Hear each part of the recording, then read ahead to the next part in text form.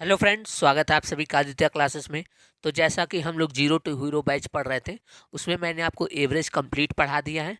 अब simple interest पढ़ा रहा हूँ, जिसमें कई सारे पार्ट आपको पढ़ा चुका हूँ। तो आज सिंपल इंटरेस्ट का जो टाइप हम लोग पढ़ने वाले हैं वो है इंस्टॉलमेंट। इस पे 2 वीडियो आएंगी, आपके सारे डाउट क्लियर हो जाएंगे। ठीक है। इंस्टॉलमेंट एक ऐसा चैप्टर है जिसपे बच्चों को सबसे ज़्यादा कन्फ्यूजन रहती है। सिंपल इंटरेस्ट का यही एक पार्ट है जो थोड़ा सा क्या है, कॉन्सेप्चुअल है। ठीक है। तो थोड़ा सा आपको समझना पड़ेगा ये कैसे होता है, क्या होता है। चलिए, तो पहला प्रश्न देखते हैं। देखिए, इसमें जो है 3 टाइप के सवाल हम लोग पढ़ेंगे। इंस्टॉलमेंट की मैं बात कर रहा हूँ। सबसे पहला मंथली रेट फाइंड करना, मंथली रेट फाइंड करना। दूसरा ईयरली रेट फाइंड करना। और तीसरा इंस्टॉलमेंट निकालना। इंस्टॉलमेंट मतलब किस्त होता है। ठीक है। तो किस्त निकालना वाला आप 3 टाइप इसमें पढ़ेंगे इंस्टॉलमेंट में। सबसे पहले आपको मंथली रेट पूछ सकता है, या तो आपको ईयरली रेट पूछ सकता है, या फिर आपसे इंस्टॉलमेंट की वैल्यू पूछ सकता है। ठीक है। चलिए, तो पहले हम लोग पहला टाइप कवर कर रहे हैं, मंथली रेट। तो आज के इस वीडियो में हम लोग केवल और केवल बात करने वाले हैं मंथली रेट के बारे में। तो पहला प्रश्न देखिए। प्रश्न आपको ऐसे ही मिलेगा। A mobile is sold for rupees 4400 cash और for 2000 cash down payment together with 2440 रुपए to be paid after 1 month. Find the rate of instant charge in the instalment scheme. मतलब प्रश्न ये कह रहा है कि एक मोबाइल है जिसका दाम है 4400 रुपए। इस मोबाइल का दाम कितना है? 4400 रुपए। तो या तो आप इसे कैश 4400 रुपये दे दीजिए, मोबाइल लेके चले जाइए, उसके बाद मैं और आप में कोई संबंध नहीं है। ठीक है। कैश आप 4400 दे दीजिए और आप मोबाइल को ले जाइए। दूसरा तरीका क्या है कि आप 2000 कैश डाउन पेमेंट कर दीजिए। क्या कर दीजिए? कैश डाउन पेमेंट 2000 अभी दे दीजिए। कैश डाउन पेमेंट, उसी को डाउन पेमेंट बोलते हैं, कि जितना पैसा तुरंत दिया गया।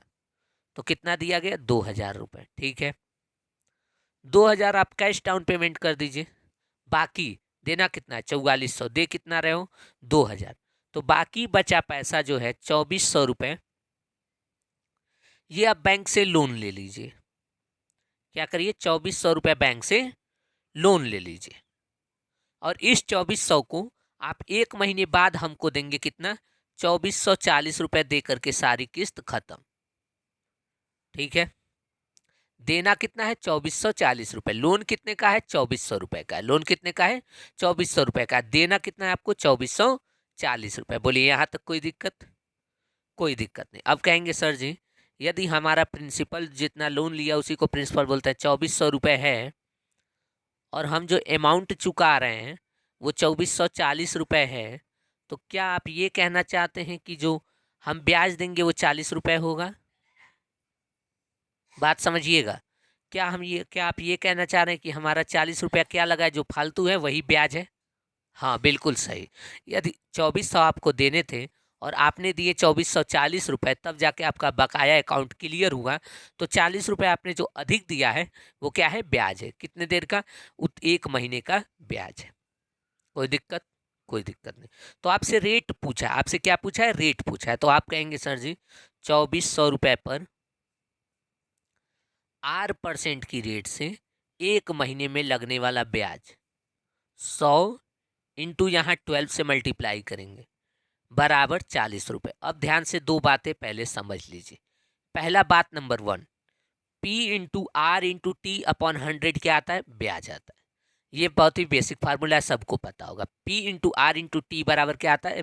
अपॉन 100 इक्वल टू क्या आता है? ब्याज आता है। दूसरी बात ध्यान से समझिए, यहाँ 12 नीचे क्या कर रहा है?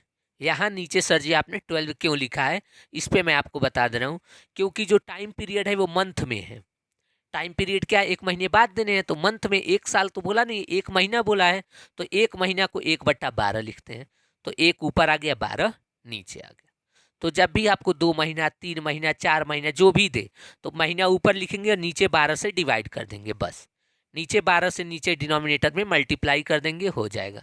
यहाँ तक कोई दिक्कत? कोई दिक्कत नहीं। अब आर की वैल्यू फाइंड आउट करते हैं। 2 जीरो से सर जी 2 जीरो कट गया। ठीक है। 12 था, 12 से एक बार में, 12 से 24 2 बार में कटा। तो 2R क्या हो गया? 40% हो गया। तो R की वैल्यू क्या आ गई? 20%, 20%। अब यहाँ एक और बात जो मैं आपको बताऊंगा, ये जो रेट आया ये पर मंथ नहीं है, ये रेट पर मंथ नहीं है, ये रेट क्या है, पर एनम है, पर एनम। क्यों? क्योंकि टाइम को हमने ईयर में कन्वर्ट किया था, तो 20% पर एनम रेट आ गया। ठीक है, यही हमसे पूछा था, रेट ऑफ इंटरेस्ट। समझ में आया? तो ये पहला क्वेश्चन है। अभी ऐसे बहुत सारे क्वेश्चन हम लोग करने वाले हैं, आपको अंत तक समझ में आ जाएगा। वैसे मैं उम्मीद करता हूँ आपको ये समझ में जरूर आया होगा। चलिए आगे बढ़ते हैं। चलिए तो दूसरा सवाल देखते हैं। दूसरा सवाल कह रहा है, a bicycle can be purchased on the payment of 1500 रुपये, but the same cycle can also be purchased on a cash down payment of 350 रुपये and rest can be paid in 3 monthly instalment of 400 रुपये for next 3 month, find the rate of interest. तो देखिए कह रहा है एक bicycle है जिसको आप खरीदना चाहते हैं, तो आपको जो है 1500 रुपये देना पड़ेगा। कितना देना पड़ेगा? 1500 रुपये। लेकिन यदि आपके पास 1500 रुपये नहीं है तो दूसरा मैटर भी है कि कैश डाउन पेमेंट कर दीजिए आप। 350 रुपये तो होंगे ही, उतना रुपये आप दे दीजिए, 350 रुपये आप दे दीजिए। तो सर जी 350 दे दिया, ठीक है। तो बचा कितना? बचा आपका 1150 रुपये। 1500 में 350 घटाएंगे तो 1150 रुपये क्या हो जाएगा? लोन हो जाएगा। इतना लोन आप बैंक से ले लीजिए, 1150 रुपये का लोन ले लीजिए, ठीक है। लोन ले लिया, तो लोन ले लिया तो देना कैसे है? हर महीने आपको 400 रुपये देने हैं। कितने महीने तक? 3 महीने तक। तो आप कहेंगे सर जी हमने जो पैसा दिया है वो कितना दिया है? 1200 रुपये, ठीक है। लोन कितने का था? 1150 का, और दे कितना रहे? 1200 रुपये दे रहे हैं। तो यही एक किस्त हमारी 400 रुपये की है, तो 3 महीने में 1200 रुपये हो जाएगा। तो आप कहेंगे सर जी ये 50 रुपया तो फालतू जा रहा है, और यही 50 रुपया क्या है? इंटरेस्ट है, ब्याज है, जो हमारा फालतू जा रहा है। मैंने पैसा कितना लिया उधार? 1150, और चुका कितना रहा हूँ? 1200। तो जो 50 रुपया फालतू में चुका रहा हूँ वही क्या है? ब्याज है। यहाँ तक कोई दिक्कत? कोई दिक्कत नहीं। अब आगे थोड़ा समझिएगा, थोड़ा सा टिपिकल मैटर है यहाँ। 1150 रुपये का लोन लिया है, तो पहली बार जो, चलिए तो देखिए अब हम जो बात कर रहे हैं वो समझिएगा। 1150 रुपये का पहला जो ब्याज आपका लगेगा वो किस पे लगेगा? 1150 रुपये पर, ठीक है। एक महीना बाद आप आए और 400 रुपये दे दिए, तो बचा कितना? 750 रुपये, ठीक है। फिर एक महीना बाद आए, आप 400 दे दिए, तो बचा कितना? 350 रुपये। और यही लास्ट में आपने आकर 400 दे करके भुगतान खत्म कर दिया, ठीक है। यहाँ तक कोई दिक्कत? कोई दिक्कत नहीं। तो ध्यान से समझिएगा, 1150 पर आर की रेट से एक महीने में लगने वाला ब्याज ये होगा, ठीक है। फिर अगला जो ब्याज लगेगा वो 750 पे लगेगा, आर रेट से एक महीने में। फिर अगला जो ब्याज लगेगा वो 350 पे लगेगा, आर रेट पर एक महीने में। तो सर जी महीना है तो 12 से तो मल्टीप्लाई करना पड़ेगा सब में, हाँ बिल्कुल, ठीक है। तो तीनों जो मिला करके हमने इंटरेस्ट चुकाया वो कितना चुकाया? 50 रुपये। बोलिए कोई दिक्कत? जो पहला ब्याज हम देंगे वो 1150 पे देंगे, लेकिन दूसरा जब ब्याज हम देने आएंगे तो हम 1150 पे क्यों देंगे? 400 रुपये तो हमने ला करके जमा कर दिया ना, तो हमारा मूलधन कम हो गया। 400 रुपये मूलधन कम हो गया तो कितना हो गया? 750। दूसरी बार जो ब्याज देंगे वो कितने पे देंगे? 750 पे। तीसरी बार फिर आएंगे, 400 जमा करके गए, तो अब जो है ब्याज लगेगा वो किस पे लगेगा? 350 रुपये पे लगेगा। कितने दिन का? एक महीने का, ठीक है। कोई दिक्कत? कोई दिक्कत नहीं। तो सर जी यहाँ पे हमको एक चीज़ पता चल गया कि 1150 प्लस 750 प्लस 350, इन तीनों को एक साथ हम ले लेंगे, गुणा आर गुणा 1 बटा 100 गुणे 12 बराबर 50 रुपया, ठीक है। ठीक है, अब इसको जोड़ते हैं। देखिए ये 400 700 1100 हो गया, 11 11 22 2250 रुपये, 2250 रुपये पर आर रेट से एक महीने में लगने वाला ब्याज क्या है? 12 रुपये है। सॉरी, लगने वाला ब्याज क्या है? 50 रुपये, ठीक है। आप कहेंगे सर जी 1 0 से 1 0 कट गया, ठीक है। 5 से काटेंगे सर जी तो 2 से काटेंगे, 5 से काटेंगे 2 बार में ये कटा, 5 से काटेंगे तो 45 बार में ये कटा, ठीक है। ठीक, फिर उसके बाद 3 से काटेंगे तो 4 बार में ये कटेगा, 3 से काटेंगे तो 15 बार में कट जाएगा, कोई दिक्कत? कोई दिक्कत नहीं। फिर 5 से काटेंगे तो ये 3 हो जाएगा और ये कितना हो जाएगा? 10 हो जाएगा। अब ध्यान से समझिएगा, ये 2 हुआ, ये 4 हुआ, 4 दूनी 8, 8 किधर चला गया? इधर चला गया, तो क्या बना? 80। तो रेट बराबर 80 और ये 3 बचा है तो 3 नीचे आ जाएगा। 80/3%, जिसको आप फ्रैक्शन में लिखेंगे 26 सही 2/3%। यही हमारा क्या है? रेट है पर एनम, ठीक है। चलिए तो यहाँ तक समझिए, फिर मिलते हैं अभी 2 मिनट के ब्रेक के बाद। तो यहाँ पर रेट आ गया 26 सही 2/3%, समझ में आया? तो इसमें देखिए आपको क्या करना था, टोटल लोन अमाउंट निकाल लेना था और उसमें से प्रत्येक इंस्टॉलमेंट माइनस करते जाना था। 1150 हुआ, फिर 750 हुआ, कितना माइनस करते? 400, फिर 400 माइनस किए 350 हुआ, ठीक है। रेट गुणे 1/100 गुणे 12। 1 क्यों? क्योंकि 1 महीने का रेट लग रहा है। क्यों? क्योंकि सर जी अगले ही महीने तो मैं दूसरा 400 देने आ रहा हूँ, तो मुझ पर ब्याज कितना लगेगा? 1 ही महीने का तो लगेगा। समझ में आया? चलिए अब बढ़ते हैं अगले सवाल की तरफ। चलिए तो तीसरा सवाल देखते हैं। Cash price of a pen is ₹60। तो देखिए एक पेन है जिसका मूल्य है कितना? 60 रुपये। यदि आप उसे खरीदना चाहते हैं तो 60 रुपये दे दीजिए और पेन लेकर के घर जाइए। लेकिन यदि आपके पास 60 रुपया नहीं है तो भी आप पेन को खरीद सकते हैं। यदि आपके पास 60 रुपये नहीं है तो भी आप पेन को खरीद सकते हैं। कैसे? आप क्या करिए, 20 रुपये जमा कर दीजिए, मतलब कैश डाउन पेमेंट कर दीजिए, ठीक है। कैश डाउन पेमेंट कितने रुपए का? 20 रुपये का। 20 रुपये का कैश डाउन पेमेंट कर लीजिए। 60 रुपया पेन का मूल्य था और डाउन पेमेंट जो है, तो देखिए हमने 20 रुपये डाउन पेमेंट कर दिया, कैश जमा कर दिया, तो लोन कितने का हुआ? 60 रुपये का सामान था, 20 रुपये डाउन पेमेंट कर दिया, 40 रुपये का आपने बैंक से लोन ले लिया। यहाँ तक कोई दिक्कत? कोई दिक्कत नहीं। अब कह रहा है कि उस 40 रुपये को आप चुकाएंगे कैसे? 8 रुपये हर महीने चुकाते जाइए 6 महीने तक। तो कितना रुपये आपने चुकाया? 48 रुपये। लोन कितने का था? 40 रुपये का। चुकाया कितना? 48 रुपये। 8 रुपये जो आपने फालतू चुकाए हैं वही क्या है? ब्याज है। यही क्या है? इंटरेस्ट है। ठीक है, बात समझ में आई? लेकिन अब आपको समझना ये है कि लोन आपने 40 रुपये का लिया है तो आपको 40 रुपये का ब्याज नहीं देना है। पहले महीने केवल 40 रुपये पर ब्याज लगेगा, ठीक है। 1 महीने 40 रुपये पर ब्याज लगेगा। फिर उसके बाद आपको अगले महीने जाएंगे तो 8 रुपये आपने दे दिया तो बचा क्या? 32 रुपये। 32 रुपये पर ब्याज लगेगा। फिर उसके बाद 1 महीने का तो 100 गुणे 12, यहाँ भी गुणे 12, 1 महीने की बात हो रही है। फिर आप गए, फिर 32 रुपये था, आपने 8 रुपये और दे दिया तो 24 रुपये हो गया। इस पर 1 महीने का ब्याज लगा। फिर आप गए, फिर 8 रुपये लेकर के चले गए तो 24 में 8 घटाएंगे, 16 रुपये पर 1 महीने का ब्याज लगेगा, ठीक है। फिर आप गए, फिर 8 रुपये दे दिए तो 8 रुपये पर 1 साल का ब्याज लगेगा गुणे 12। फिर अगले साल आए और 0 रुपये पर खत्म कर दिए। R गुणे 1 गुणे 100/12, ठीक है, जिसका लिखने का कोई अर्थ नहीं है। तो ब्याज कितना मिला है? 8 रुपये। कोई दिक्कत? यहाँ तक कोई दिक्कत है? कोई दिक्कत नहीं। ब्याज कितना मिला है? 8 रुपये, ठीक है। इन सबको जोड़ने पे जो ब्याज आपने चुकाया, कितना चुकाया? 8 रुपये, ठीक है।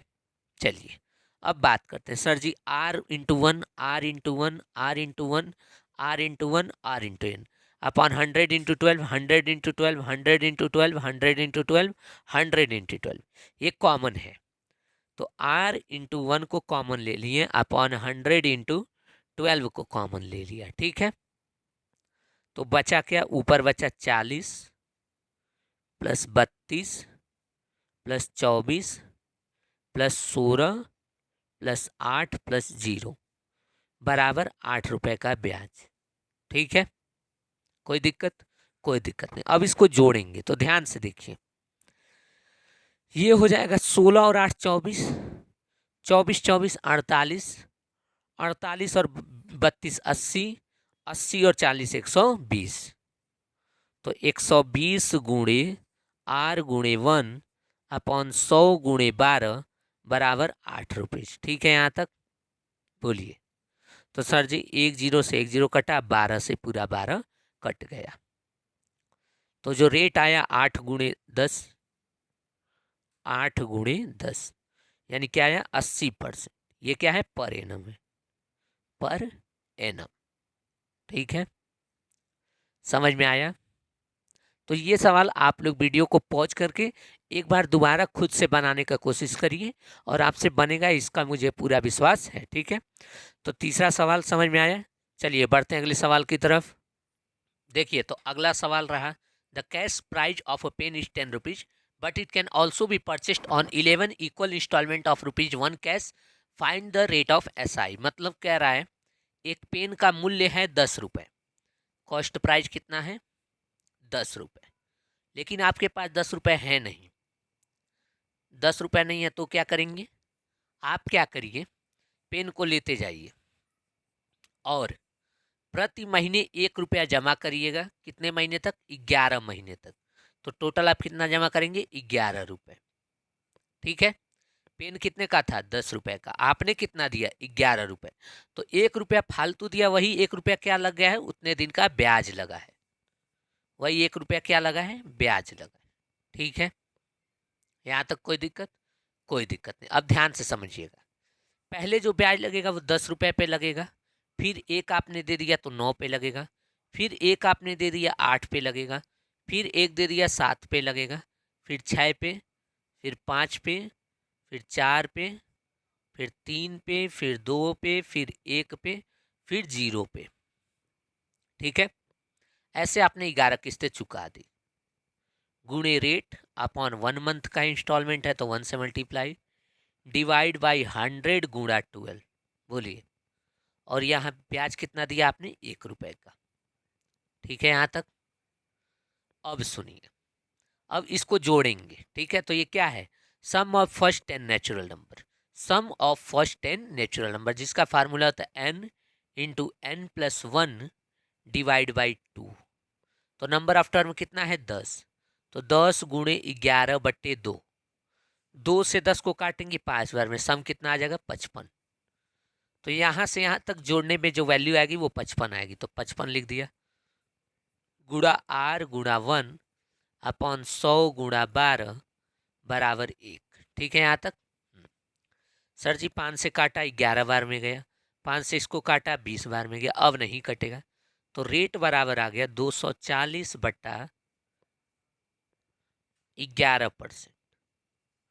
240 बट्टा 11%। ये क्या आया? रेट आया।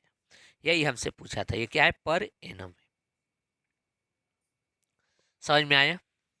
कर लेंगे आप लोग? ठीक है, चलिए अगले सवाल की तरफ बढ़ते हैं। चलिए तो क्वेश्चन नंबर 5 देखते हैं। प्रश्न कह रहा है, mark price of a refrigerator is 10,000 rupees. It is available on a cash down payment of 2,000 and 9 equal monthly instalment of 1,000 rupees each. Find the rate of simple interest. मतलब ये कह रहा है कि एक फ्रिज है जिसका दाम है 10,000 रुपये। फ्रिज का दाम कितना है? 10,000। ठीक है, तो यदि आपको फ्रिज खरीदना है और 10,000 आपके पास नहीं है तो आप क्या करेंगे? डाउन पेमेंट करेंगे। कैश डाउन पेमेंट कितने का करेंगे? 2,000 का बोला है, कैश डाउन पेमेंट कर दीजिए। तो आपने 2,000 का कैश डाउन पेमेंट कर दिया। ठीक है, बाकी बचे पैसे का लोन ले लिया आपने। कितने का लोन लिया सर जी? तो 10,000 का था, 2,000 दे दिया, तो 8,000 का आपने लोन लिया है। 8,000 रुपये का क्या लिया है? लोन लिया है। अब ये लोन चुका कैसे रहे? हर महीने आपको 1,000 रुपये देने हैं। कितने महीने तक? 9 महीने तक। यानी कि आपने कितना चुकाया? 9,000 रुपये। 9,000 रुपये आपने चुकाया। ठीक है, लोन कितने का लिया? 8,000 का। चुकाया कितना? 9,000। तो ब्याज कितना आपने दिया? 1,000। यही क्या है? आपका ब्याज है। ठीक है, अब बात समझिएगा, जो पहले महीने जो ब्याज लगेगा वो 8,000 पे लगेगा। लेकिन 8,000 फिर दूसरे महीने आएंगे तो आप 1,000 जमा कर देंगे, तो अब जो ब्याज लगेगा वो 7,000 पे लगेगा, फिर 6,000 पे लगेगा, फिर 5,000 पे लगेगा, फिर 4,000 पे लगेगा, फिर 3,000 पे लगेगा, फिर 2,000 पे लगेगा, 1,000 माइनस करते जाएंगे, फिर 1,000 पे लगेगा और फिर 0। ठीक है, गुणे आर गुणे 1 एक महीने का, डिवाइड बाय 100 गुणा 12। ठीक है, क्यों? क्योंकि मंथली रेट है, तो जो principal into rate into time upon 100 बराबर ब्याज 1,000। कोई दिक्कत? कोई दिक्कत नहीं। अब सर जी इसको जोड़ते हैं, तो देखिए ध्यान से, ये 3 जीरो तो हटा दीजिए आप। ठीक है, बस आप ये जोड़िए, 8 7 15, 15 6 21, 21 5 26 4 30, 30 30 3 33, 33 2 35 और 1 36। कितना आया? 36। 36,000 गुणे आर गुणे 1 बटा 100 गुणे 12। ठीक है यहाँ तक? सर जी दो यहाँ पे आया 1,000। सर जी 2 जीरो से 2 जीरो कट गया। ठीक है, 12 से ये एक बार में जाएगा, ये 30 बार में जाएगा। ठीक है, तो रेट क्या आया? रेट आया आपका 1000 डिवाइड बाई 30। एक जीरो से एक जीरो कट गया, 100/3%। ये क्या है? रेट है। 100/3% क्या है? रेट है, जो कि कितना है? 33 सही 1/3% पर एनम। आपसे रेट निकालने के लिए पूछा था, तो अब हमने जो है मंथली रेट कैलकुलेट करना एकदम अच्छे से सीख लिया है, और अब आपको समझ में आ गया होगा। हमने 5 सवाल इस पे कर लिए, सिर्फ एक ही प्रश्न था कि रेट कैसे निकालते हैं, किसका? Monthly rate. रेट कौन सा? Monthly rate. ठीक है, दो रेट होता है, एक ईयरली होता है और एक मंथली होता है। तो अभी जो हम पढ़ रहे हैं वो मंथली रेट पढ़ रहे हैं। ठीक है, इसके बाद जो टाइप पढ़ेंगे, जो कि कल हम पढ़ेंगे, वो ईयरली रेट पर होगा। यहाँ तक समझ में आया? तो अभी सवाल खत्म नहीं हुआ है, अभी कुछ सवाल और है। ठीक है, तो देखिए, चलिए ये क्वेश्चन में आपको थोड़ा सा एक नया बात बताने वाला हूँ, तो ध्यान से समझिएगा इस बात को, जिससे आपको जो है सवालों को सॉल्व करने में इजी रहेगा। वो बात क्या है वो समझिए ध्यान से। 1,710 रुपए is to be paid in 10 equal monthly instalment. Find the rate of interest if each instalment is 190 रुपए। यानी कि एक इंस्टॉलमेंट हम 190 रुपए का दे रहे हैं, देना कितना है? 10 देना है। तो हमने कितना दिया? 1,900 रुपए। कोई दिक्कत? कोई दिक्कत नहीं। लोन कितना लिया था? 1,710 रुपए का, इतने का लोन लिया था। कोई दिक्कत यहाँ पर? अब ध्यान से समझिएगा, जो हमने ब्याज दिया वो कितना दिया? तो 1,900 में 1,710 माइनस कर देंगे, तो 190 रुपए हमने ब्याज दिया। ठीक है, अब नया बात क्या बताने वाला हूं, अब वो समझिए। देखिए, हम रेशियो लेंगे, लोन इंटू इंस्टॉलमेंट का रेशियो लेंगे।